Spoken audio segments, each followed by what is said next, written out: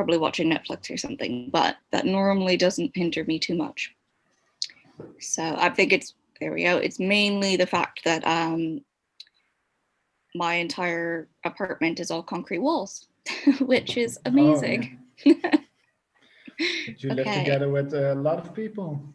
Just me and my other housemate, Daisy. Okay, we are going live. Amazing. Fantastic. So, hello, everybody. There we go.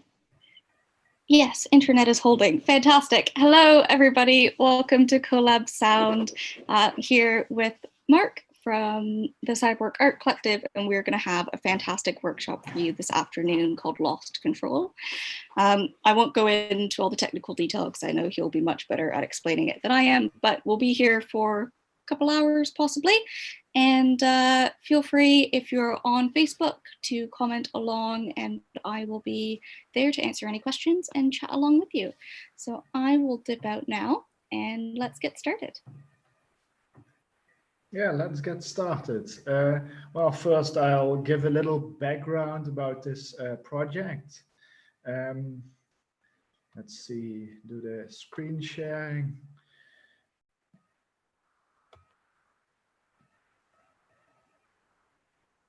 Oh, well, the screen sharing is disabled, I see. I'll get that, hold on.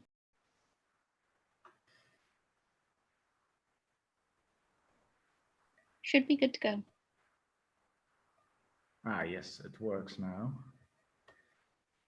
So the Lost Control workshop.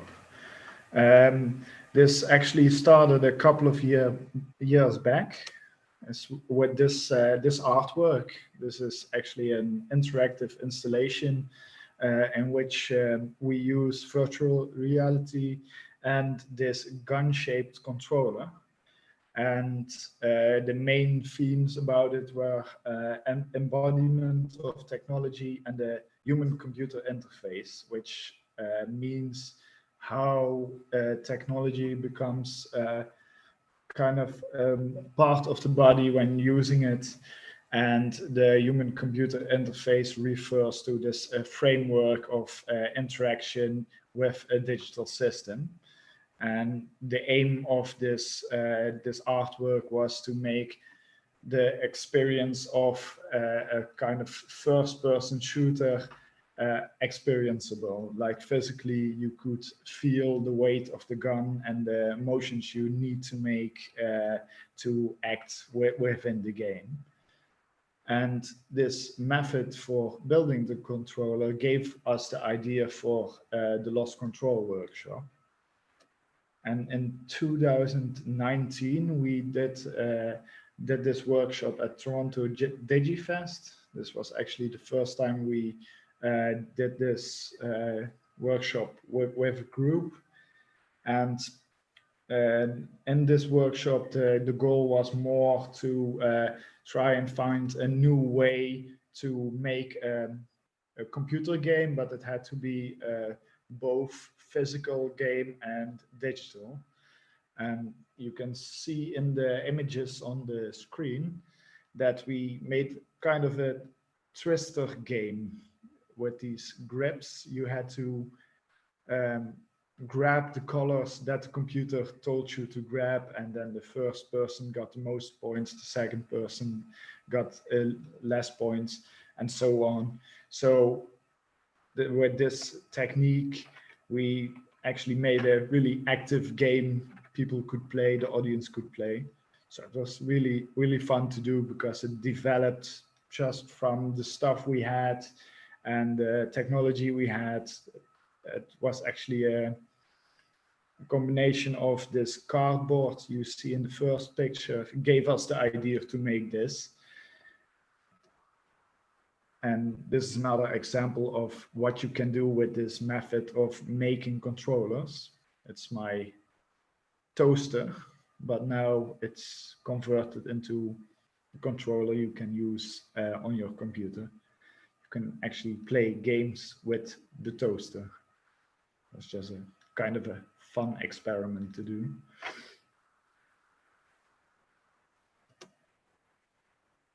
So for Colab Sound, we thought, well, we could do another modified version of this workshop, because what we're actually gonna do is use the chip of or the circuit board of a keyboard as a method to send signals to the computer. And usually with these controllers, it was just interpreted as keys, but this signal can be interpreted in many forms. So also notes and chords.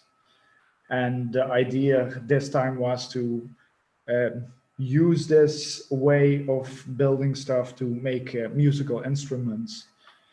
And the first point we're actually gonna look at is basically how does this keyboard work. We also made some tutorials about this, explaining just really basically how the mechanisms of a keyboard work. Then the part of reusing it is more, well, how can we use it in a different way, make a different kind of switch or connection to send the signal of the keyboard to the computer. The hacking part is actually pretty practical. How do you attach everything? What do you have to do? What do you have to look at? And after that, we can add the switches and the contact points to connect to the instrument. And using the musical platform, this is an online platform we made, you can then actually play music and also record what you're doing. So this is an image of the musical platform we made for this. It has the option to play piano, drums, and use these sine waves. So I'll turn off the screen sharing for the moment. And I'll start with the workshop part. If I can switch to the top view, let's see.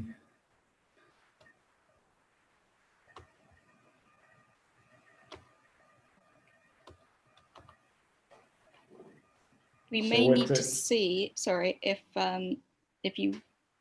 it doesn't work, we might just need to switch the mic from your top view from your main view, but. Oh yes, so I have to turn on the mic on the top view.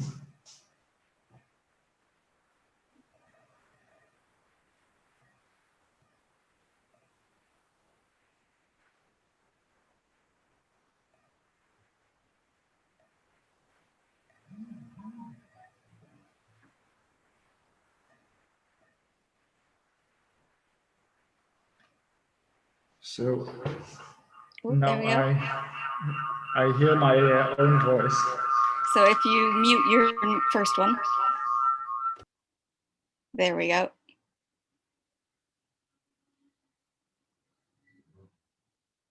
Ooh, now I can't hear, now we can't hear you at all.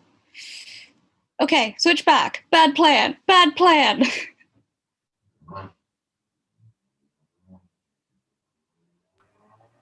So I'm back. Okay, I was hoping we might get the other one. I'll turn down the volume. Wait a minute. I was hoping we might be able to get your desktop view as a larger picture, but we need that microphone to be working. But otherwise, we'll just have both on screen, and that's cool. I'll try to get live stream back. 1 minute.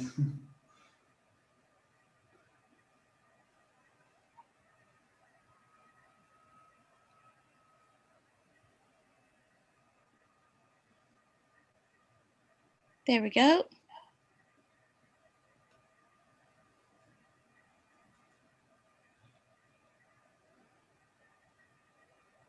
So I think it's set up correctly again.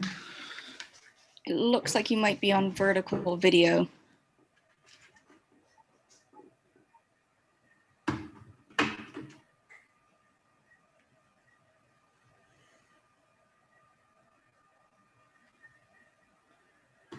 There we go. Better. Yeah. Perfect. So now everything is set up correctly again. We can start with the keyboard. And first, a little coffee. It's also really important for any workshop. There's plenty of coffee.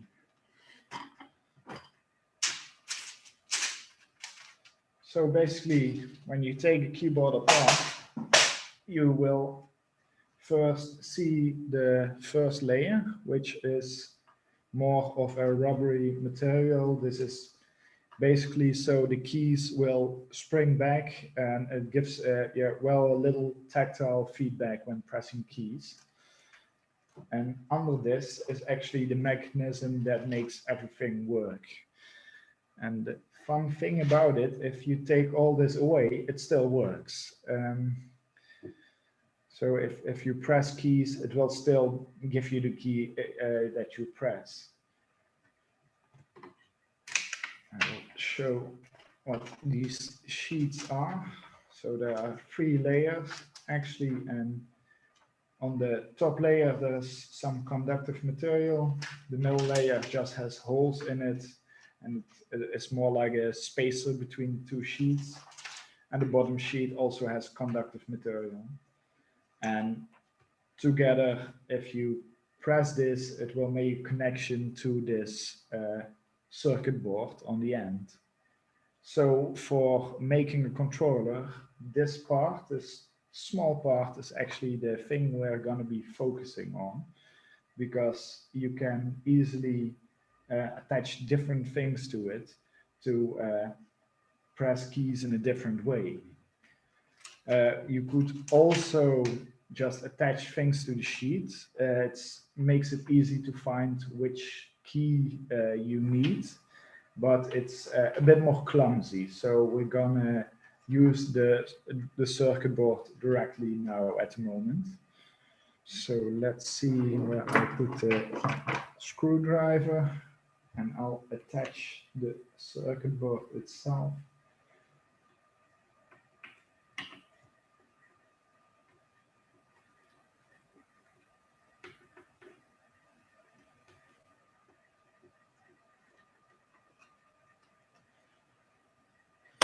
So with different keyboards, it can look a bit different, but for the most part, this will be, well, actually the same.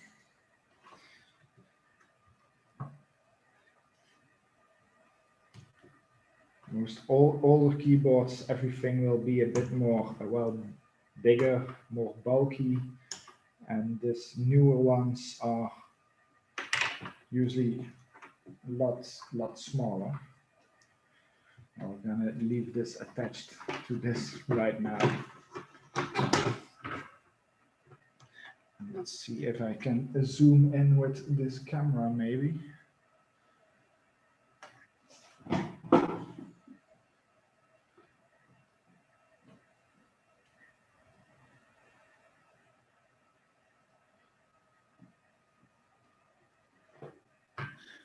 So the circuit board, that's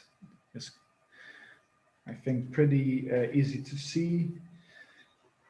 We have these dark points, which are the actual contact points, which make contact to the sheet. And with combination between these points, you can press a key. So simply by putting a wire on it from one side to the next, you could actually already press keys. So to start off, what's also a good thing to do is to figure out which of these points connect to the top sheet and which ones to the bottom. So if you see this, these pins are not on the bottom sheet, but they are on the top sheet. If you can show it correctly on the camera, these ones. So we can figure out well, if the circuit board was on top of this, then it would mean that these first two are the bottom sheet, and then the next, I think it is 8 or 9. First 8 or 9. First 8 are the top sheet. So I will scratch off a bit of this material so we know which ones we have. Oh yeah, by the way, this material which is on the contact points is some kind of, I think, carbon, some conductive material.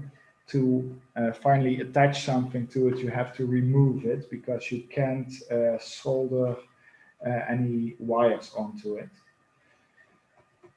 And what I always do is just figure out which ones are part of the top sheet and attach wires to those first.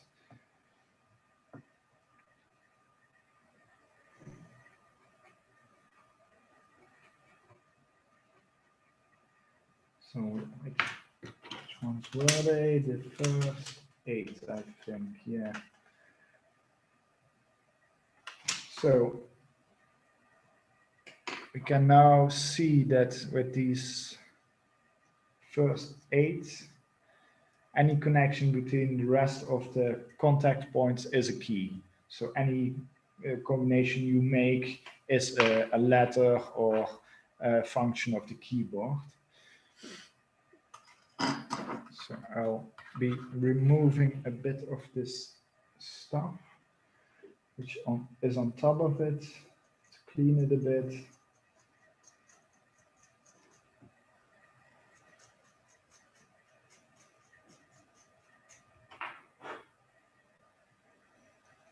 You have to be careful not to damage the circuit board itself. So always make sure that you only scratch the surfaces of the contact points and not the wires, because it's really small wires here. And if you break them, well, it's pretty hard to fix. So I'll get the iron for the soldering iron, or I don't know if it's called in English. And I have to attach it to the power, maybe also a good thing to do.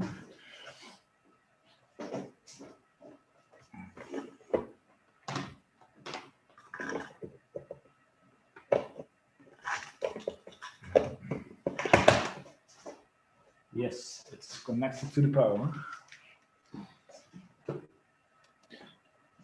So you can attach wires to it in many different ways, but what I always like to use are these small plates. They make it just easier to build stuff.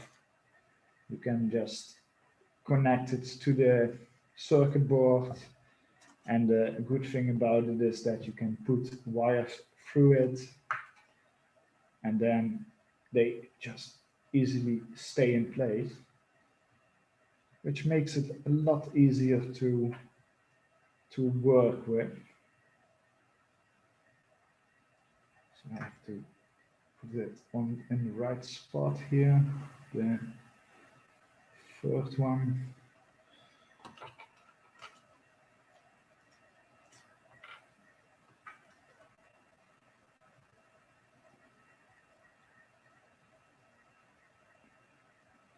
For now, I'll just glue it on. It's not the prettiest way, but it's practical, it works.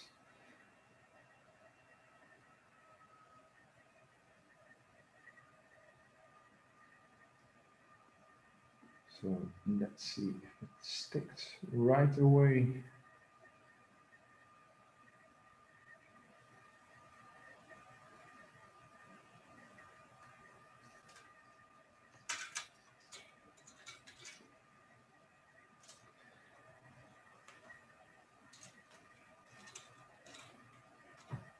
I glued it to my hand. That's not that practical.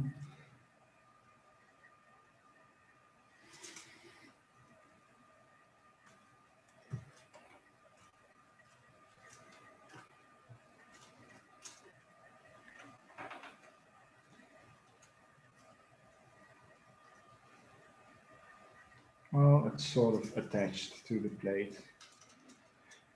When we start connecting wires, it will be connected much better. So I hope I can focus the camera a bit more.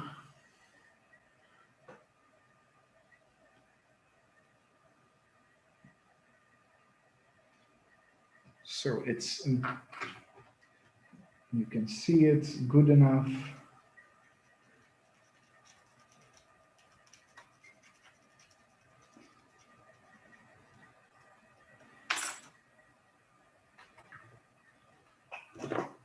So first off, the easiest thing to do is just make sure that you put some of this tin on the circuit board, on the connection points.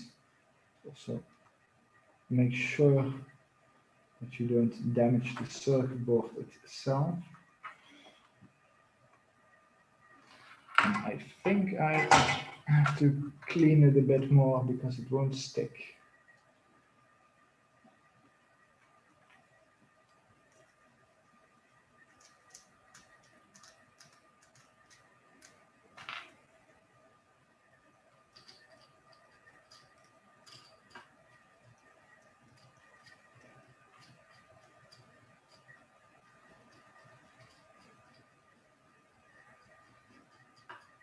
Ah, there we go. I think I see the metal bit underneath now.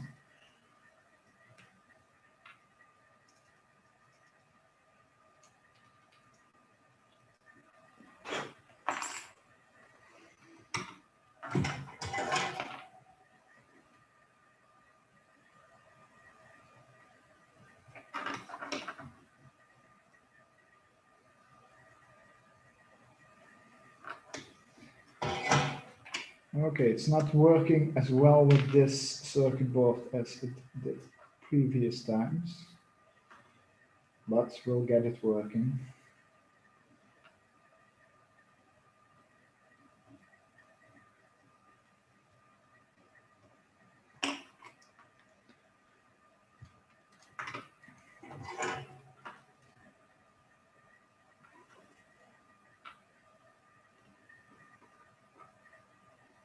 Ah, yes, now it works.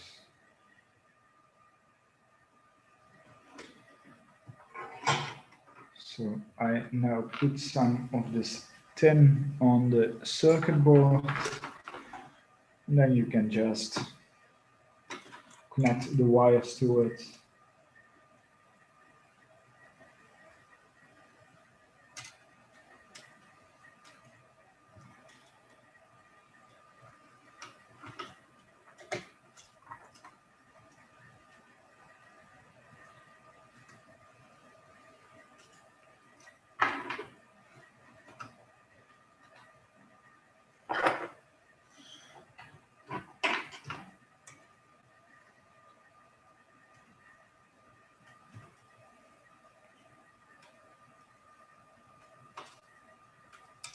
This is always a bit of a tricky thing to do.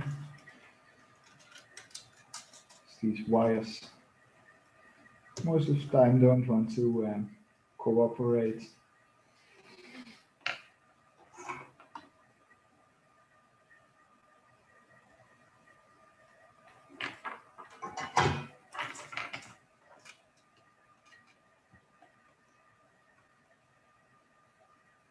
So this is one connection made.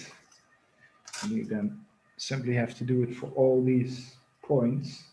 It can sometimes be a bit difficult work because these points are close together. This is usually with newer keyboards. Things have become much smaller, make it a lot more difficult. So if you want to try this, and you go to a second-hand store and you see much older keyboards, they are much easier to use. So I would pick one of these kind of older models to try this with. But with these newer keyboards, it also works. So there's just a little more patience required to to do this well. Let's see if I can get another one to work.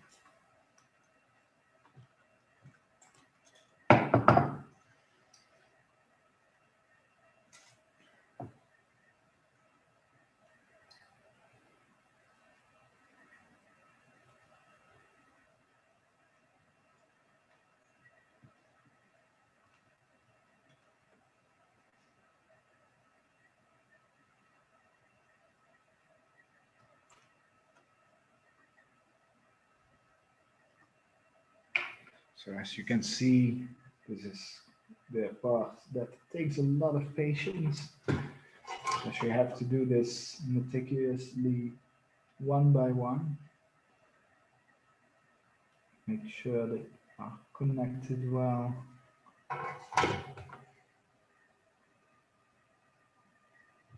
So I'm not gonna do all these points right now. I'm just gonna run through these basic steps.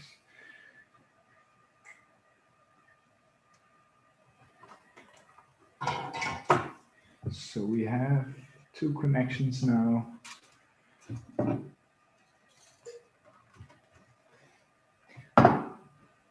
One thing that also makes it easier to work with and to also reuse this keyboard when you have fixed everything is using these kind of connectors. Let's see if the camera can focus on them. So you could wire up these wires to any device you want right away, but then you can not easily reuse the thing. So I usually use these little connectors so you can connect up different types of things to the keyboard, to the circuit board.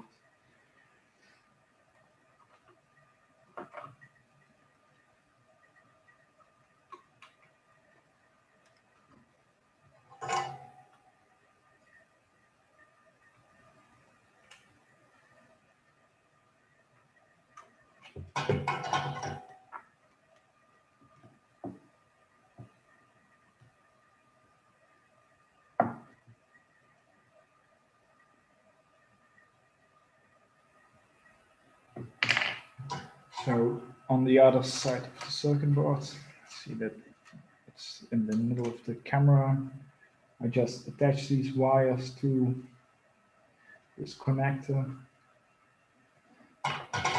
And now when you want to use it, you can just connect up these wires with these pins to any device you want.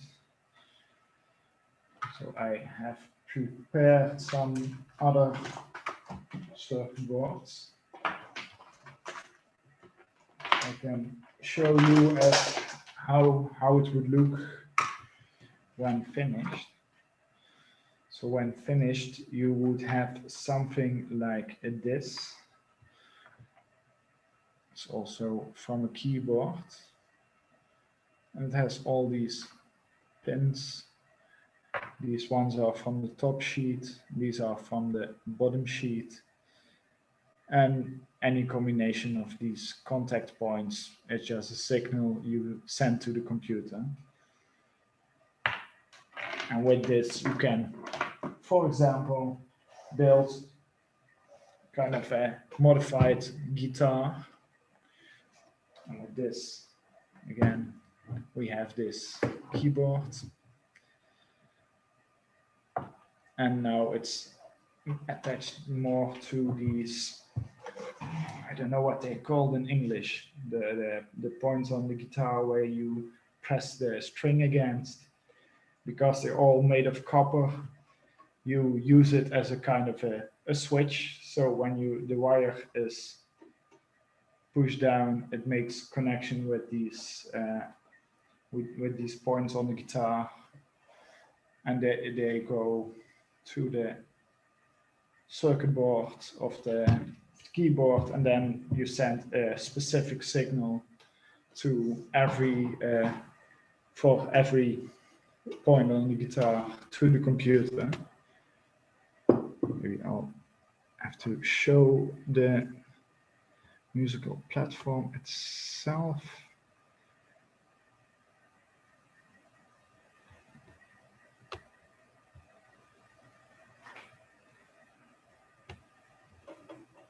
Oh, I didn't start the musical platform. One moment.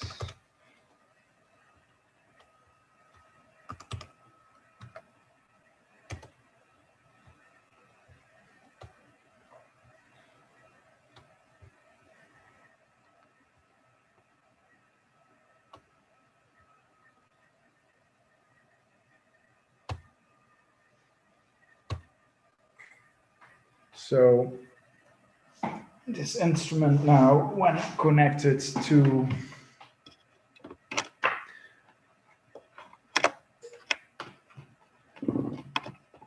the computer, will send a signal to the website. As you can see, it will send it in form of these codes. These codes normally represent different keys, but when configuring the instrument, we can say, well, I want this to be these different sounds. I'm not now just randomly selecting some things, but you have to find some logic behind it, how you want to wire it up. And now if I do this, it will make the sound of a piano.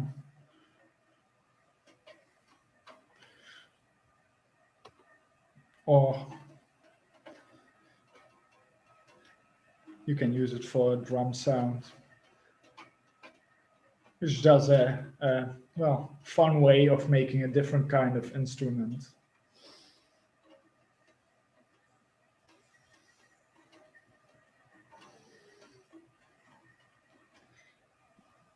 Mark, Yeah. as you're playing, we're not getting any sound through your screen share.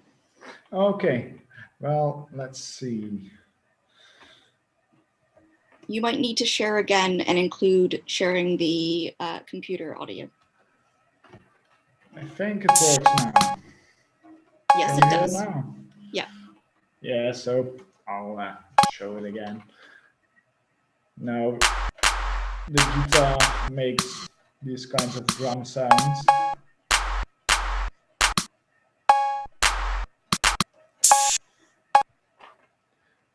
Or piano sounds.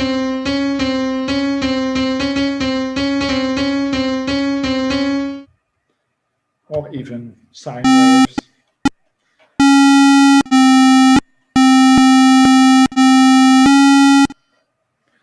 Now it's a bit difficult to play.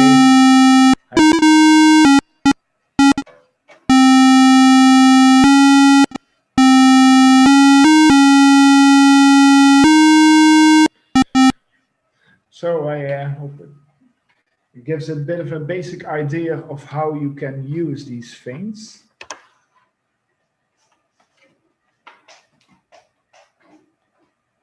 Were there any questions maybe for about the workshop? Let me have a quick refresh and I'll see if anything's come in yet.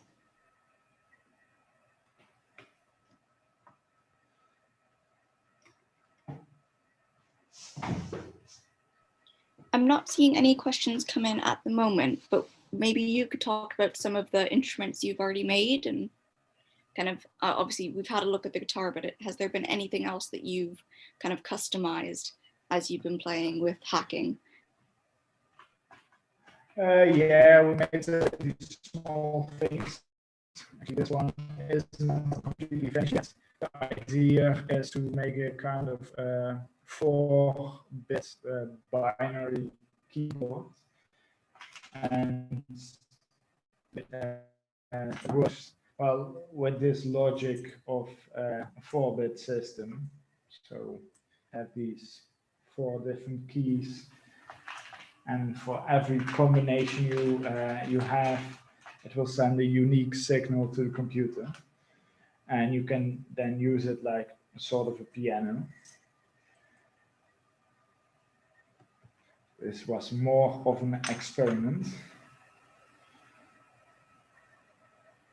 in how these systems work. Well, the keys don't stay on, but it works like if you press this one, it's a 1. It's 2.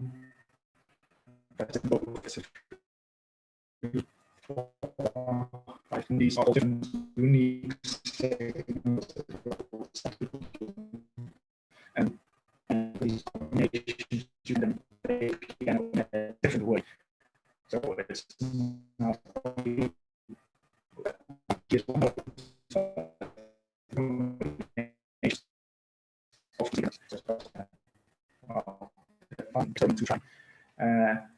it's not finished yet, sadly, or else I could show you how it works exactly. And we also have, of course, still have these toaster we made. I think I put it over there.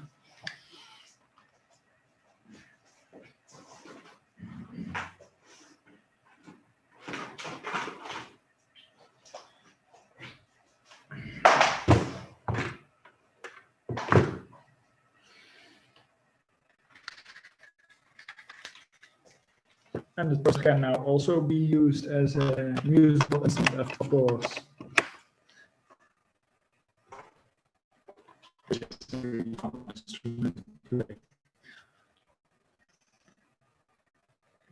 Actually start a whole band with different household objects that make music.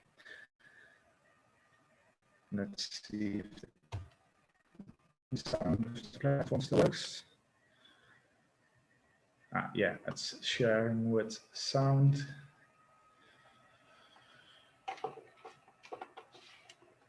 So let's see. So this has these different controls. And well, let's see. We can give this these sounds.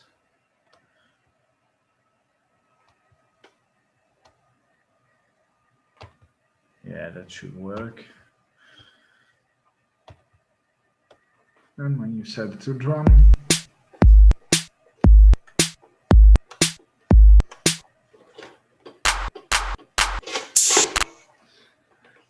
so you have a musical toaster. And I think it also looks really funny with the wires on the side. I do really love that idea of having an entire band out of like your kitchen. That's just fantastic, and it brings me so much joy.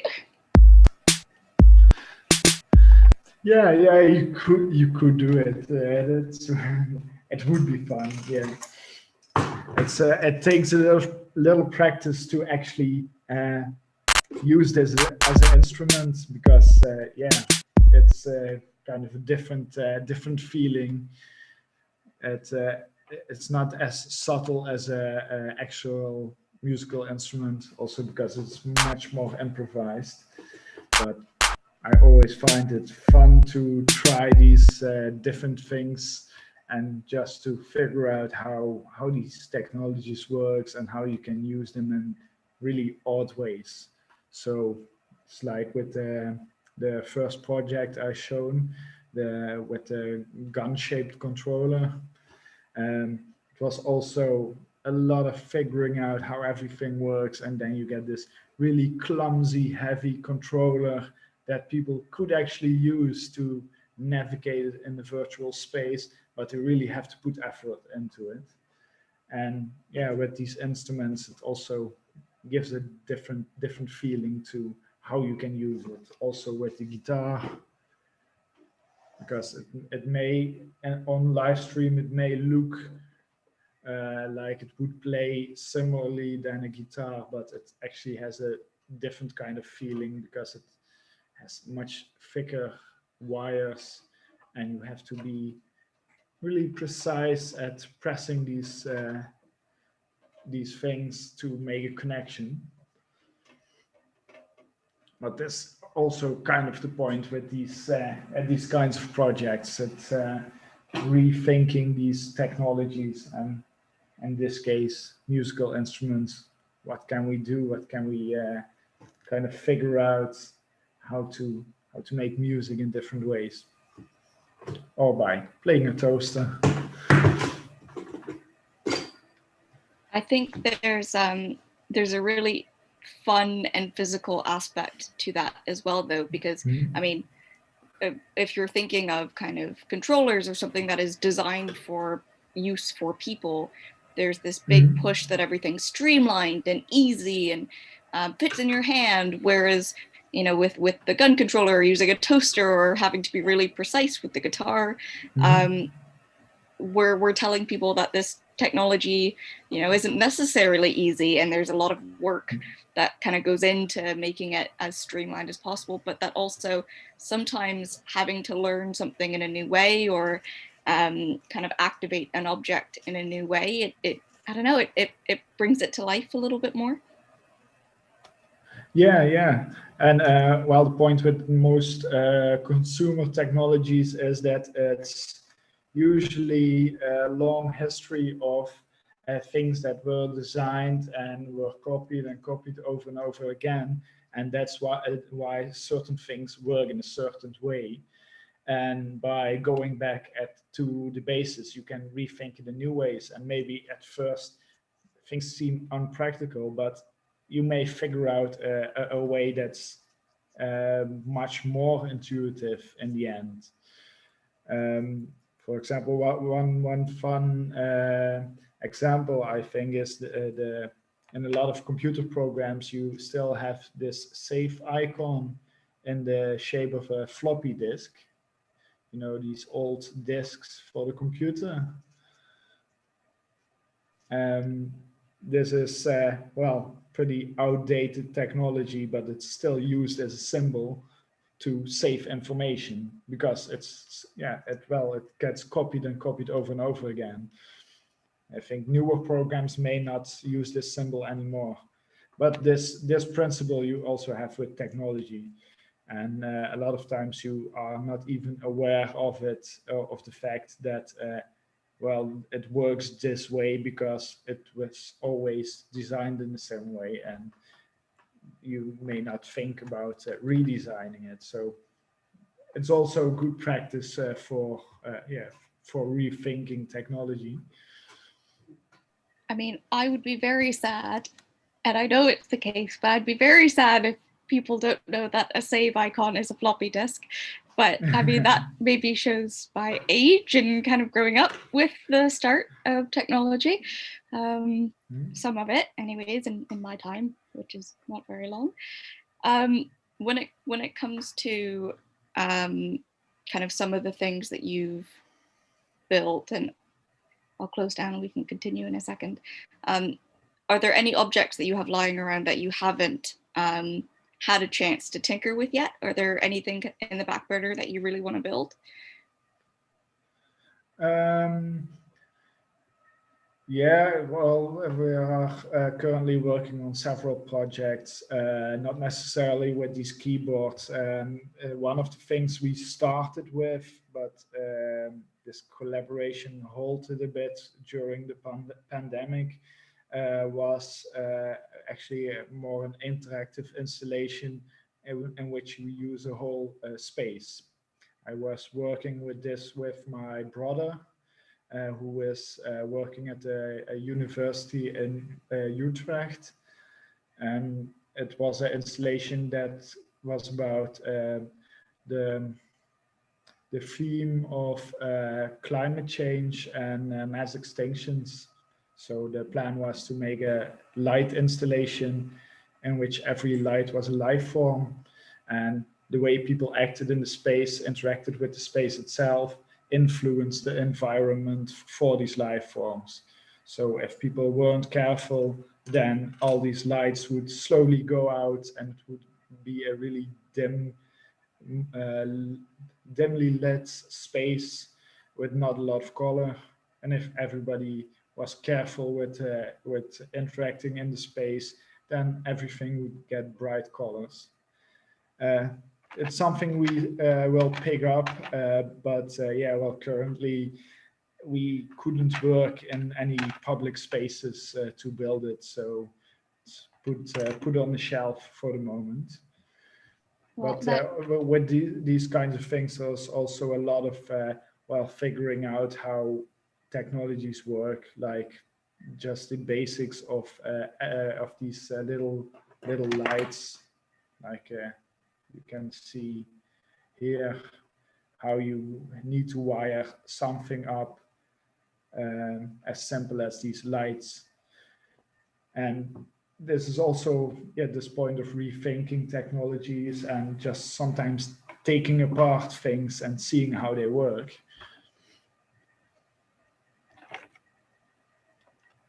well, that sounds like a really beautiful project, actually. And I'm sure when you do get that going, we'll hear all about it.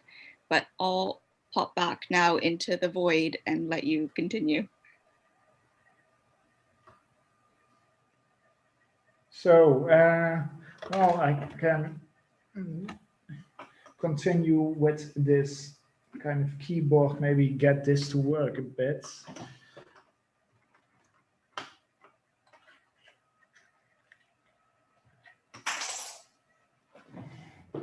I'm dropping my tools. That's not good.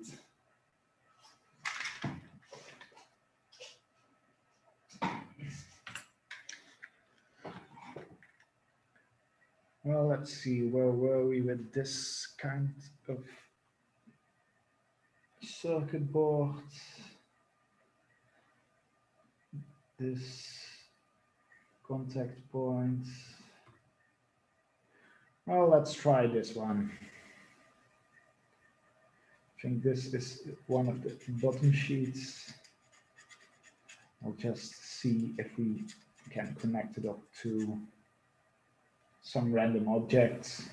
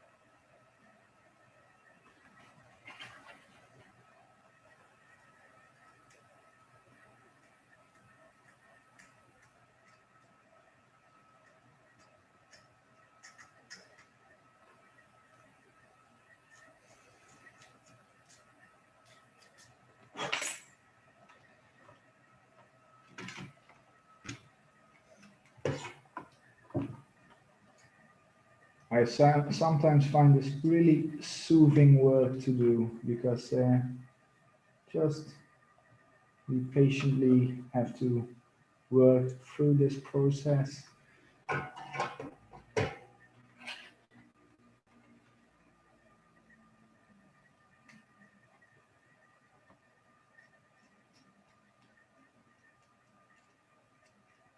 It's kind of a meditation, connecting wire after wire.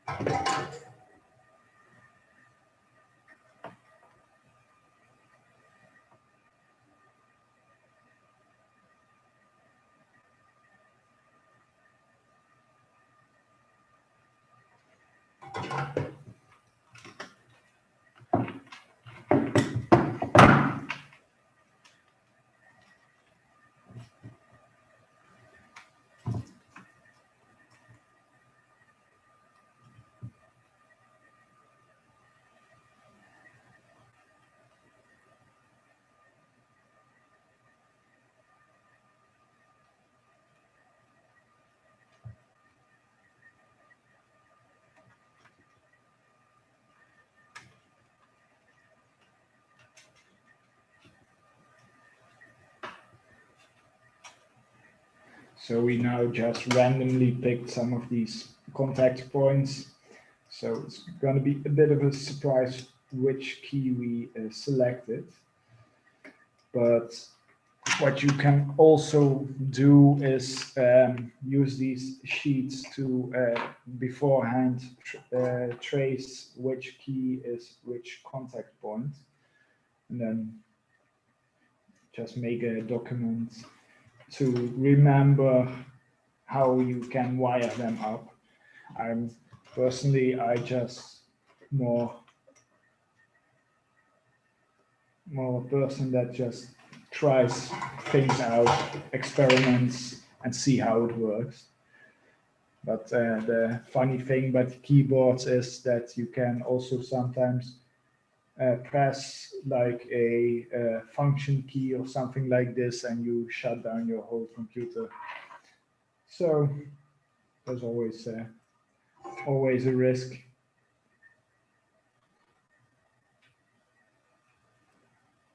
Well, the wires are attaching as well as they usually do.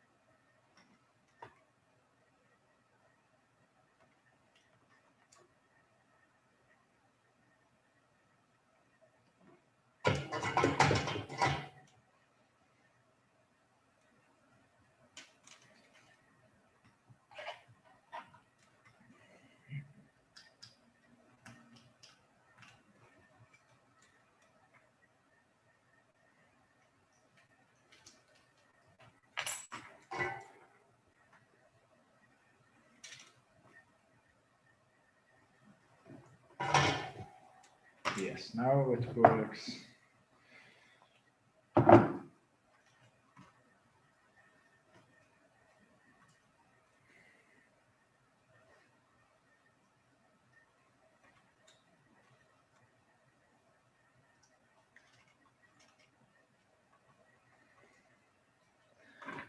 Keep my eye on the screen so I can see if everything is in frame.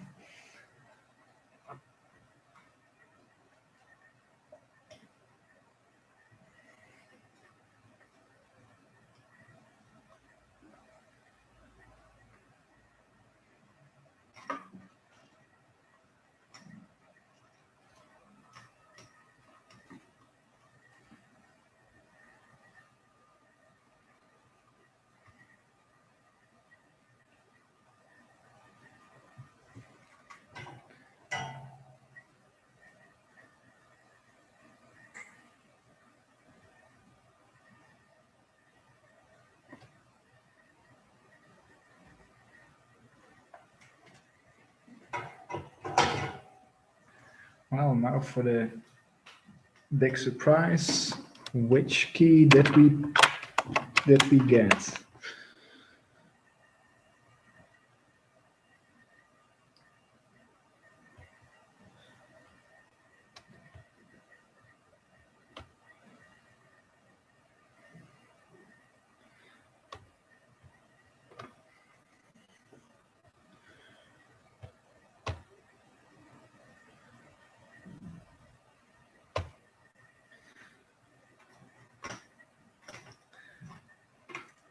So if I do this,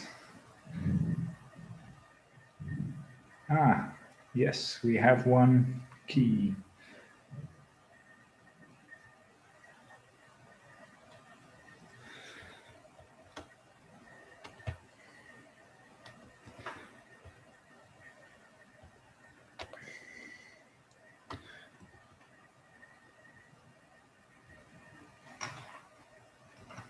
So as you can see now, with this connection,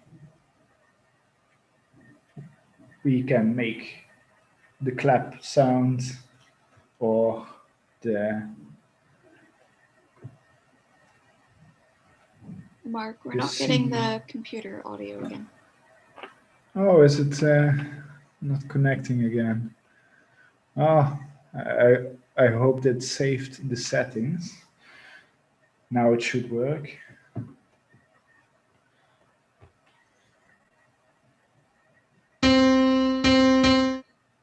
Yeah, working now. I think it works now. So, well, we made this simple setup, but we can make this sound now.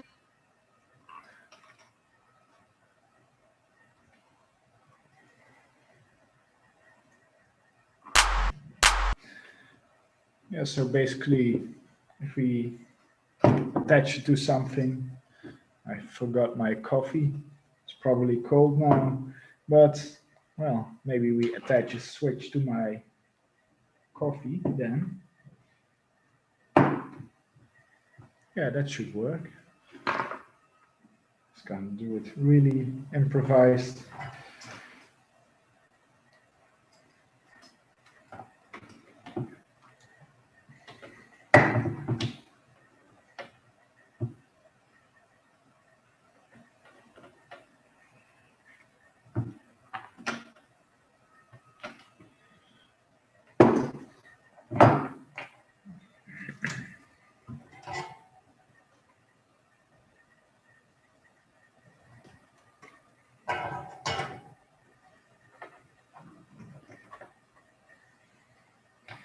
So this switch will make a connection when it's released. So if I connect it up to this other contact point,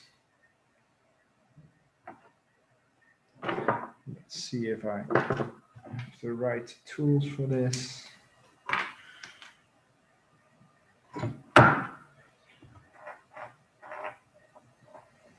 So it was this one we used.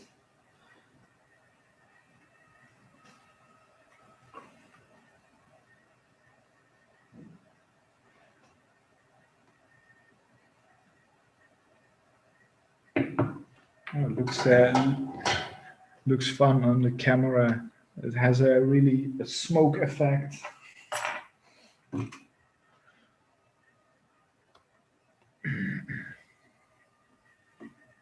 Where did I put the wires? Yeah.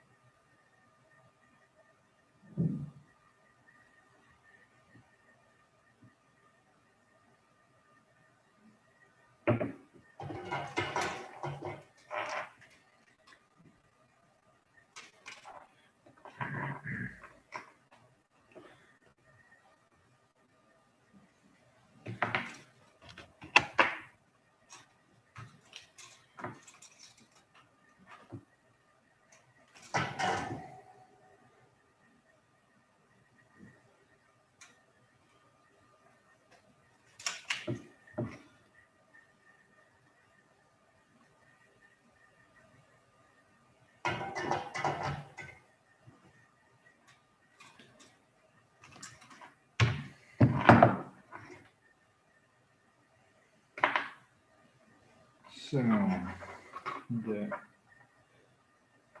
button will connect to this point.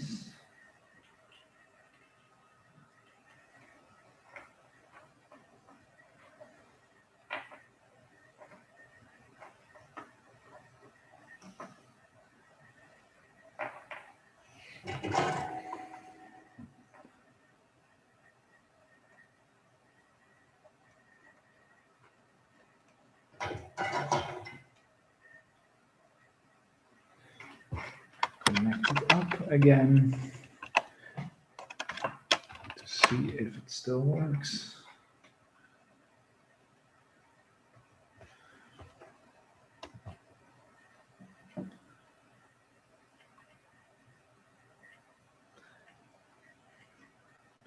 Yeah, so every time I release it, it will make the sound. Now just gonna connect it to this one.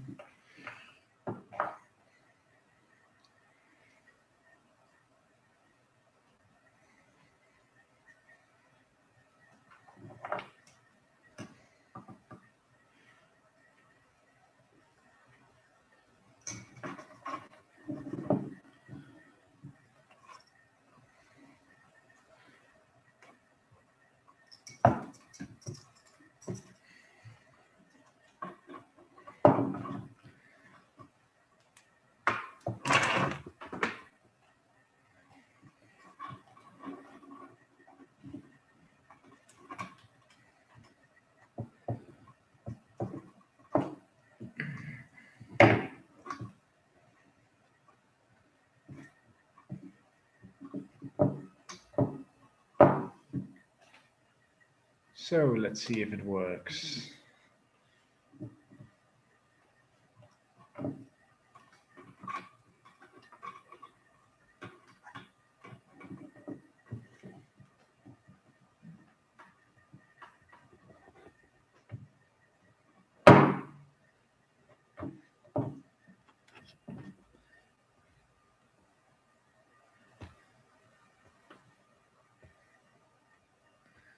No, I don't forget the computer sound. Oh no, it doesn't want to play anymore.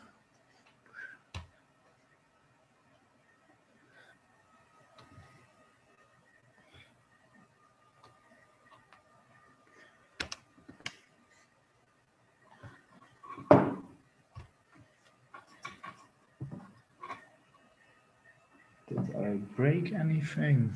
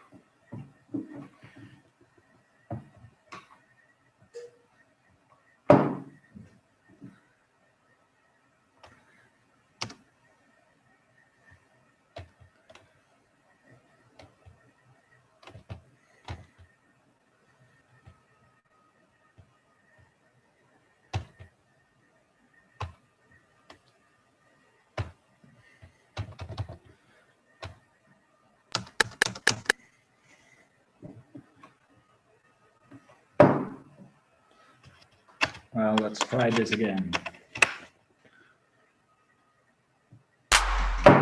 Ah, yeah, of course.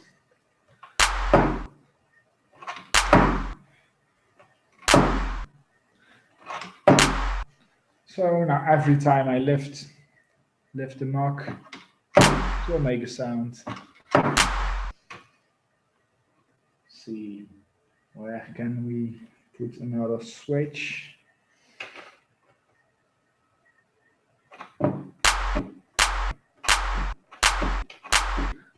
Oh, it works a bit.